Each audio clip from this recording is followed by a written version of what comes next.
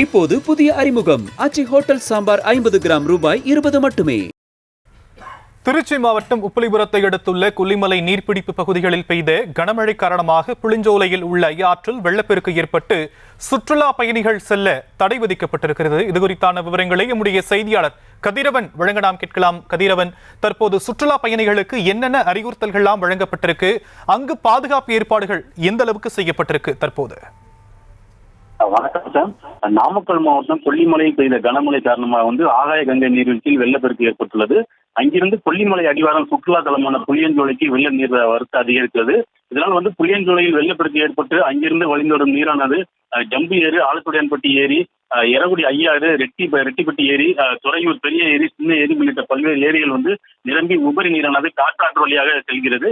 இதனால் சுற்றுவட்டார பகுதியில் இருக்கக்கூடிய விவசாயிகள் பொதுமக்களும் மகிழ்ச்சி அடைந்துள்ளனர். மேலும் புளியஞ்சோலையில் இயற்கையில் கொஞ்சம் ஐயாற்றில் நீராடினால் பல்வேறு நோய்கள் தீரும் என மக்கள் நம்பிக்கையால் இங்கு ஏராளமானோர் குவிந்து குளித்து செல்கின்றனர்.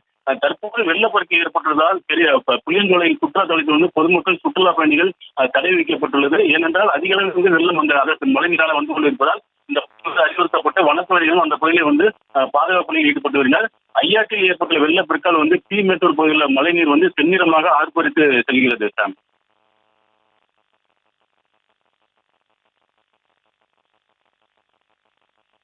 விவரங்களுக்கு நன்றி கதிரவன்.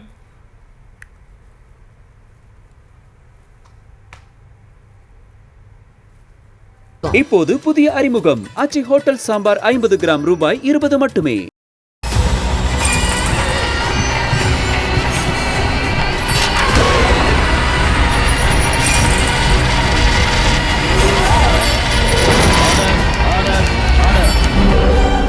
குற்றங்களின் மறுபரிமாணம் நிகழ்தகவு நமது நியூஸ் தமிழ் தொலைக்காட்சியில் விரைவில்.